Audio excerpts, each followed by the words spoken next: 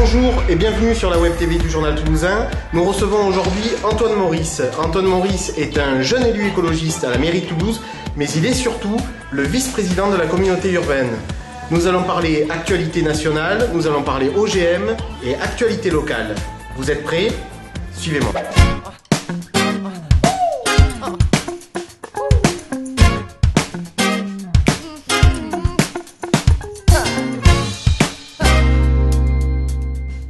Antoine Maurice, bonjour. Bonjour. Et merci de nous recevoir dans votre bureau donc, de la communauté urbaine de Toulouse. On va un peu parler du national avant d'évoquer le local et le communautaire.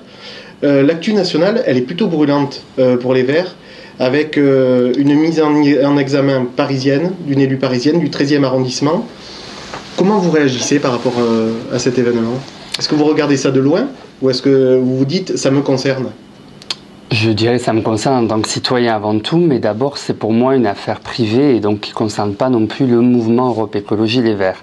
Ceci dit, effectivement, je suis attentif à l'affaire puisque je suis soucieux effectivement de l'image de mon mouvement et des idées qu'il porte. Mais aujourd'hui, très soucieux aussi de la présomption d'innocence, je m'abstiendrai également de faire un commentaire puisqu'on voit bien qu'à l'actualité brûlante, comme vous dites, elle a évolué déjà en 2 jours, c'est pas très clair. Donc pour moi, à ce stade, j'en appelle surtout à la responsabilité de l'élu qui doit décider à ce stade si elle démissionne ou pas. Pour le reste, dès que l'instruction aura avancé, qu'on aura des éléments avérés ou avoués par l'élu, effectivement, s'il s'avérait qu'elle était dans des affaires soit de blanchiment ou même de fraude fiscale, effectivement, il serait demandé qu'elle démissionne de ses fonctions d'élu et également qu'elle soit exclue du mouvement Europe Écologie Les Verts. Oui, parce qu'on parle de blanchiment d'argent de la drogue. La drogue, c'est un des sujets majeur chez Europe Écologie Les Verts. Oui, je crois qu'il ne faut pas tout mélanger, mais effectivement, au-delà de ça, la question du blanchiment, ça met en lumière quelque chose que montrent les écologistes, c'est que c'est quand même souvent à partir du cannabis que l'économie parallèle se développe.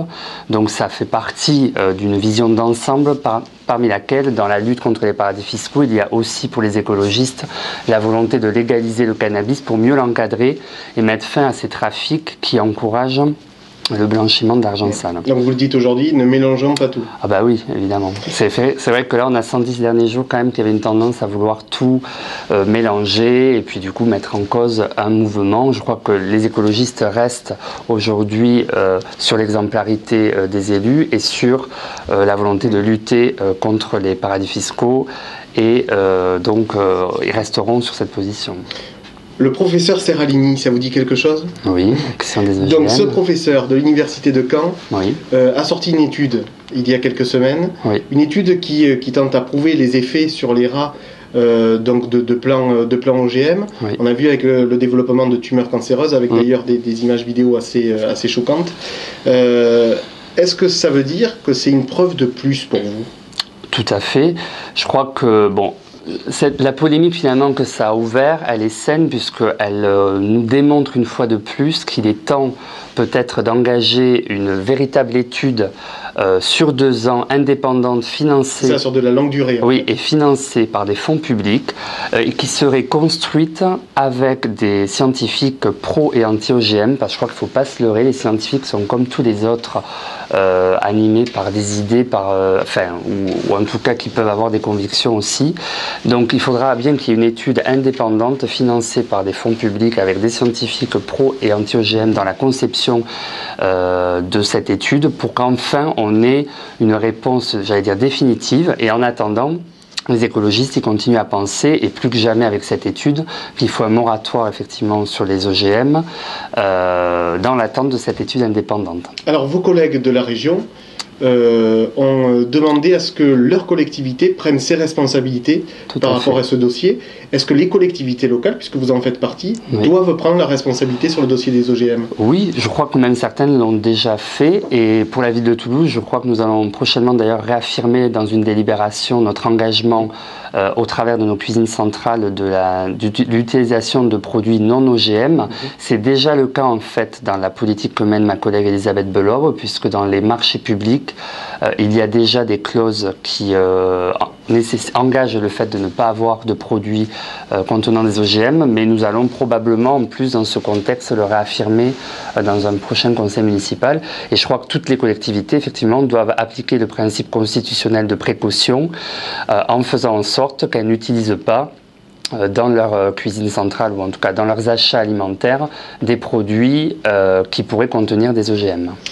L'actu toulousaine, on va y venir avec le fameux PDU, le plan de déplacement urbain.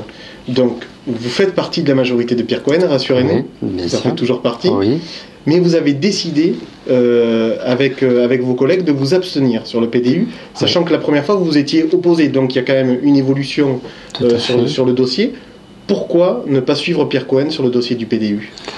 Alors je reviendrai même un petit peu avant 2011 pour ne pas oublier, et c'est un des arguments importants que nous portons, le fait que dès 2009, nous avions voté toutes et tous un PDU qui avait été même présenté par Pierre Cohen à la presse, qui était pour nous un PDU d'urgence et de consensus, qui était pas le PDU idéal des écologistes déjà, mais que nous avions voté parce que nous voulions effectivement, suite à notre élection, et le dossier des transports étant l'élément majeur de notre élection, nous voulions porter très vite un projet, un plan de déplacement urbain qui commence à répondre à 30 ans de retard. C'est pour ça que vous aviez dit en conférence de presse qu'on avait pris 3 ans de retard. Parce que vous commencez tout en 2009. C'est un des arguments, puisque dès 2009, nous aurions pu avoir un premier PDU qui était celui du PDU de consensus et d'urgence de notre nouvelle majorité.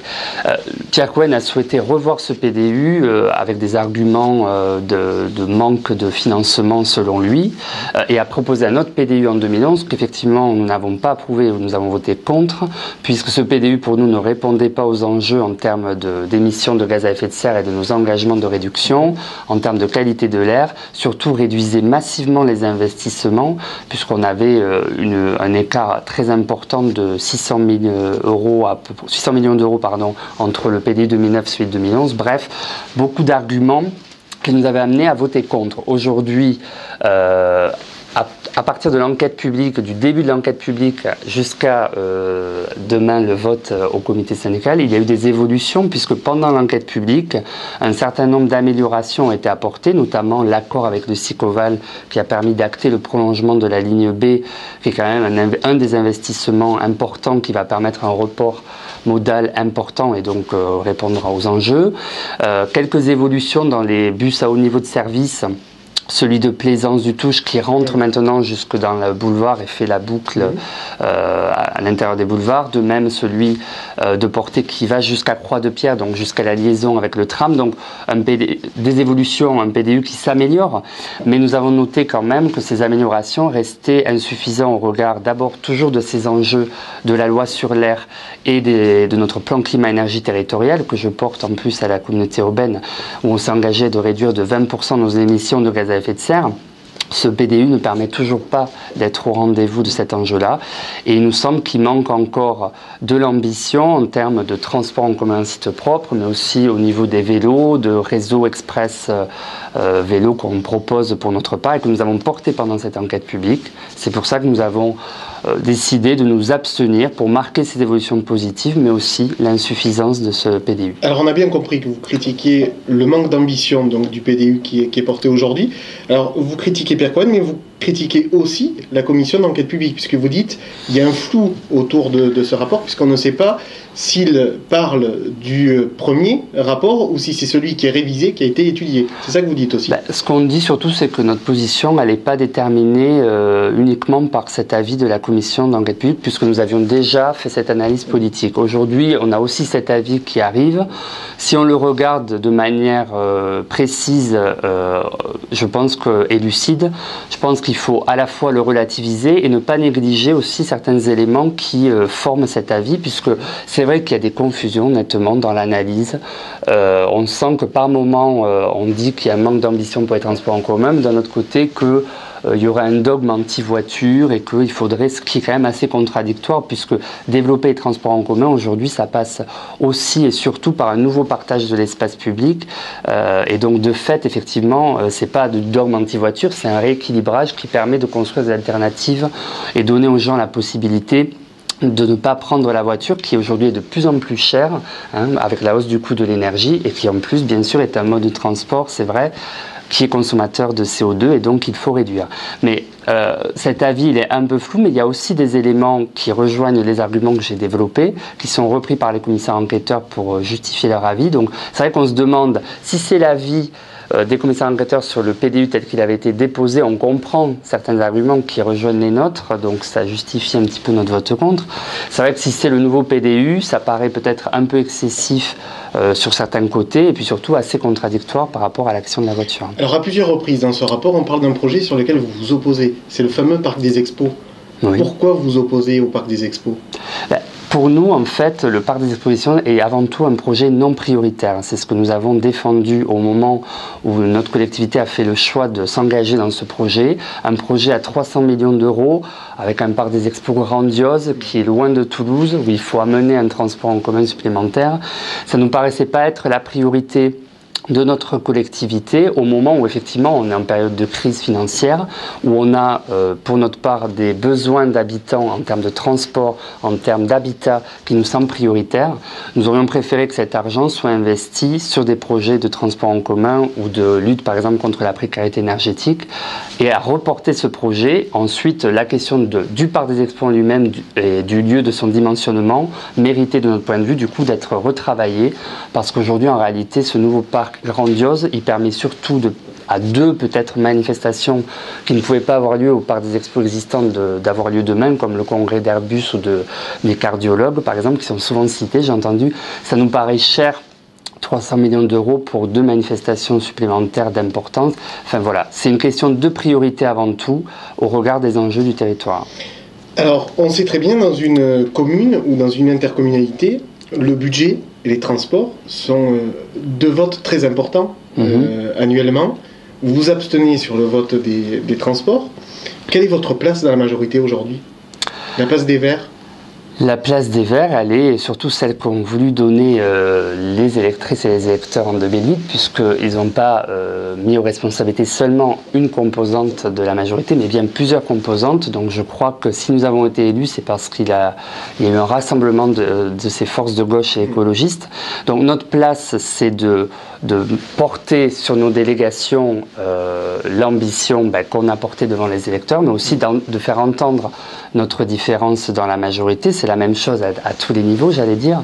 Donc à la ville, on a quand même des délégations assez importantes sur lesquelles on a fait avancer des choses, comme les écoquartiers avec Régis Godec et l'écoquartier de la Cartoucherie, les cuisines centrales Elisabeth Belobre sur le développement du bio, des circuits courts autour de la restauration scolaire, l'éco-gestion des espaces verts avec Michel Beuze, les vélos avec Philippe Guaran qui se sont quand même développés. Donc voilà, sur ces délégations, je n'en ai cité que certains, mais on a bien fait avancer les choses. Alors voilà, quelle est notre place, c'est de faire avancer nos dossiers dans le sens de nos valeurs écologiques et sociales, et je crois que nous aurons quand même, nous ferons le bilan, mais nous aurons des résultats sur nos délégations. Ça veut dire quoi ? Ça veut dire que vous êtes le poil à gratter de Pierre Cohen ? Peut-être certains pourraient nous considérer comme le poil à gratter. Moi, j'allais dire que nous sommes un aiguillon utile, en tout cas à la majorité, pour orienter au maximum nos investissements et notre engagement sur des projets d'utilité sociale et environnementale. C'est notre intérêt, pas seulement en tant qu'écologiste, je crois que c'est l'intérêt de la population. Donc effectivement, on est utile à cette majorité et c'est dans ce cadre que nous agissons. Vous êtes vice-président de la communauté urbaine. Oui. Est-ce qu'on peut dire aujourd'hui que tout ce qui est lié à l'environnement et au développement durable est concrètement une priorité de cette communauté urbaine ? En tout cas, depuis 2011, puisque ça fait seulement depuis début 2011 que j'ai la présidence de la commission environnement, les choses ont bien avancé. Je pense que j'apporte quand même un certain nombre d'inflexions. Par exemple, on a enfin avancé sur l'agriculture périurbaine avec une charte votée à la communauté urbaine, mais pas qu'une charte d'orientation, même si déjà elle a des engagements forts sur la préservation du foncier, sur une orientation vers une agriculture plus biologique. Et il y a des projets concrets qui avancent aujourd'hui. J'en citerai quelques-uns. Nous avons racheté la ferme Bordebio aux Isards, qui est une ferme de maraîchage biologique, en réinstallant des maraîchers bio sur cette ferme. Nous avons un projet à Quinfonce-sur-Grive qui s'appelle la ferme de Salsas, où la mairie avait acheté une propriété, mais aujourd'hui, pour redévelopper un projet agricole, elle s'est tournée vers la communauté urbaine. Et donc nous sommes en train avec un partenaire Solagro, de construire un projet agricole autour de cette ferme. Je pense aussi à Tournefeuille. Nous allons développer, ça va passer au prochain conseil de communauté, un partenariat avec les jardins de Cocagne, qui sont des projets de maraîchage biologique en insertion, où on va développer du coup du maraîchage. Donc voilà des projets à la fois concrets en termes d'orientation sur le foncier qui avance sur l'agriculture, sur l'énergie, la mise en place de l'autorité organisatrice de l'énergie qui commence à porter ses fruits, à se concrétiser. Donc c'est une organisation différente des services autour de la question de l'énergie pour avoir une stratégie à la fois sur la diminution de nos consommations d'énergie, le développement des énergies renouvelables. Avec un exemple à Plein Campus, on a voté au dernier conseil communautaire une délibération sur une stratégie énergétique sur tout ce quartier Montaudran, Ampalo, de même Alper, Hers, Marquessonne, où on va avoir une stratégie énergétique avec un projet à 88% d'énergie renouvelable basé sur une récupération de chaleur d'un supercalculateur qu'il va y avoir sur ce territoire et la mise en place d'un réseau de chaleur biomasse. Voilà des exemples qui montrent qu'on avance. On a mis en place une stratégie communautaire sur la biodiversité pour développer une politique de préservation de cette biodiversité avec des séances participatives, etc. qui vont se mettre en place. Et puis un champ aussi que j'ai sous ma responsabilité qui avance beaucoup, c'est l'économie sociale et solidaire. S'il n'y avait pas eu une délégation donnée, en l'occurrence à un élu écologiste, il n'y aurait pas eu de politique économie sociale et solidaire dans cette majorité. Or aujourd'hui, ça devient une des orientations majeures de la politique de développement économique et une des seules nouveautés de notre majorité que soutient Pierre Cohen et je m'en réjouis. Donc avec des projets importants, un plan d'action de 37 actions qui a été voté, qui se met en œuvre pour développer l'entrepreneuriat social et soutenir ces acteurs de l'économie sociale et solidaire. Alors, on vous a impliqué apparemment dans tous les dossiers de la communauté urbaine. On vous a écouté tout à l'heure sur le PDU. En 2014, donc l'élection municipale, c'est dans 18 mois. Qu'est-ce que vous allez faire? Que vont faire les Verts? Alors cette décision elle revient au mouvement Europe Écologie Les Verts, puisque c'est le groupe local de Toulouse qui décidera, vu que c'est à chaque niveau chez les écologistes, c'est la subsidiarité qui s'impose, donc chaque niveau détermine sa stratégie. Oui, mais vous qui êtes un des leaders, oui. C'est quoi votre sentiment aujourd'hui? Mon sentiment, c'est que Toulouse a besoin des écologistes et en demande d'écologie, donc c'est certain qu'en 2014, les écologistes feront entendre leur ambition. Donc on définira la stratégie collectivement, est-ce que ce sera une liste autonome au premier tour ou pas, mais en tout état de cause, nous continuerons à porter notre ambition pour les transports notamment, où nous pensons qu'il faut aller plus loin, mais aussi donc en termes de partage d'espace public, de moyens alloués au transport en commun, au mode doux, mais aussi effectivement sur les politiques pour donner la priorité à l'utilité sociale et environnementale, pour répondre aux besoins du territoire. Je pense qu'il faudra effectivement qu'on aille plus loin. Donc en tout état de cause, en 2014, les écologistes feront entendre cette voix, quel que soit leur choix. Gérard Onesta, en 2014 à Toulouse, c'est une rumeur? Ça reste une rumeur? Il a dit, je crois, samedi matin qu'il n'excluait pas de mener une liste en 2014. C'est une bonne nouvelle qu'il ne l'exclut pas. Après, les choses vont avancer dans le mouvement et puis nous déciderons collectivement, je pense, courant 2013, notre stratégie. Mais ce qui est certain aussi, par ailleurs... C'est une figure qui a toujours scoré dans Toulouse Intramuros, donc c'est une possibilité. C'est une des possibilités, effectivement, pour 2014. Sachant que les écologistes veulent quand même poursuivre l'ambition qui a été portée par la majorité. Donc, ils sauront aussi quels seront leurs adversaires en 2014, à savoir Jean-Luc Moudenc ou ses acolytes.